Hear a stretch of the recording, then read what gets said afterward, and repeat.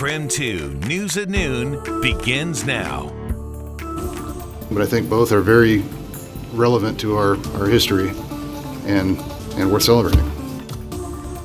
The city of Post Falls voted to remove Juneteenth as a city holiday. Why council members were split on this vote. And after picking up some morning snowfall, we're tracking where that is now and how many more snow showers we could get this afternoon. And your help is needed. A local church is asking for help today after water-damaged nonprofit donations they were storing there. How they hope the community can step up. Hi, everyone. Thank you so much for joining us here on KREM 2 News at Noon. I'm Laura Papetti. Thanks for being with us on this Wednesday.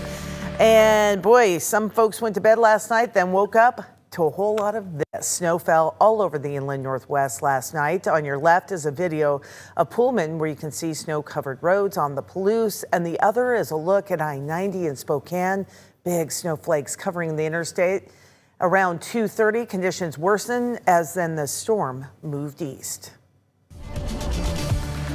All right, let's find out. Will the snow stick around? Is more coming? All the answers lie with, of course, meteorologist Thomas Patrick, who is outside right now. Thomas, what do you know? Yeah, all up in here, but to communicate it to all of you, the snow is finished for the day in Spokane. I had measured about 1.5 inches, but even then it started to melt and compress already. And I will admit I attempted a snowman right here, but didn't last for very long. In fact, you might see a stray snowflake. It's because the trees behind me here holding the snow at first, but the wind is actually just kind of blowing some of the snow straight off. And you might be noticing that if you are perusing around the region right now. But check out Doppler radar. There's not really much left over, save for a small streak of snow showers. As we transition into the afternoon, it's not that widespread snow like we had from the morning, which gave us the 1.5 inches in Spokane, about 2 inches in Coeur d'Alene, nearly 7 inches in St. Mary's. Now we're going to see these pop-up snow showers, mainly for the mountains of North Idaho.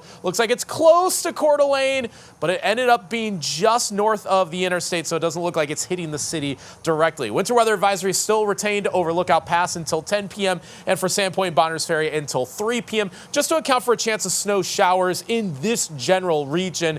Don't think we're going to see much, if anything, in Spokane because actually the opposite is happening today. Not sunny, it's actually cloudy, which is going to prevent any of those pop-up showers this afternoon. But skiers rejoice. Looked like an awesome day on the mountain where Schweitzer has now reported 14 inches of snow in the past 48 hours. You said it, skiers rejoice. However, different story down in the lowlands. While tracking the snow today, we found 2 cars flipped on North US 95 near Athol. Here's video from photojournalist when he was traveling the roads in the storm tracker. He says the 2 cars rolled over, and certainly we'll keep you updated as we continue to learn more about what's happened around the inland Northwest. We also saw some traffic along I-90 at Lookout Pass. Here's a photo of a semi-truck blocking all westbound lanes near the Idaho-Montana border. Crews worked to clear the wreckage, and now the pass is clear of traffic. All right, in other news, in a 4-2 vote last night, the Post Falls City Council voted to remove Juneteenth as a city holiday. Now, they also restored Columbus Day. Post Falls Mayor Randy Westland says he believes Columbus Day is a better holiday honoring American heritage. Juneteenth celebrates the actual end of slavery in the United States.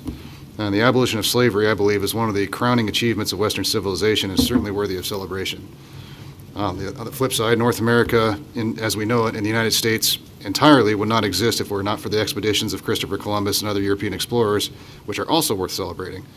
So I don't know if you would consider doing an every other year type of thing, but I think both are very relevant to our history and worth celebrating.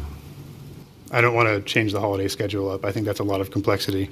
My own view is that Juneteenth is something that nobody had heard of until 5 years ago and was pushed for political purposes. And so I'm not in favor of having that in. City Council members Joe Malloy and Nathan Ziegler, who voted against removing Juneteenth, argued that the holiday is relevant even if people are just learning about it.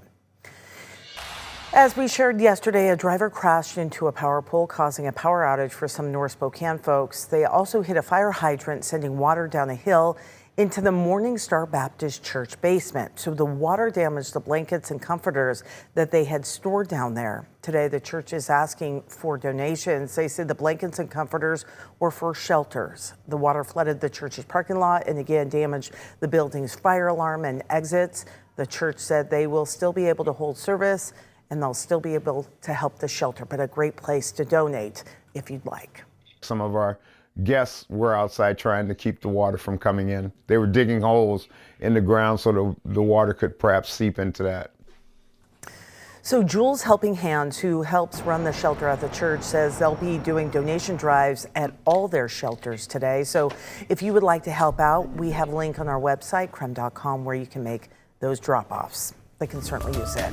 Happening today, the Salvation Army of Spokane's Hope Market and Family Resource Center, it's reopening. The Food Pantry and Resource Center were recently renovated to allow a more accessible and welcoming environment for families.